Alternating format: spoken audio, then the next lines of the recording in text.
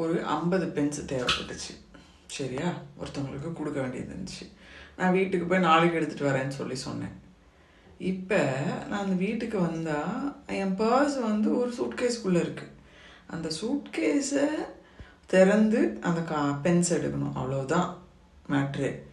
இதை விட்டுட்டு நான் என்னெல்லாம் யோசிக்கிறேன் பாருங்க.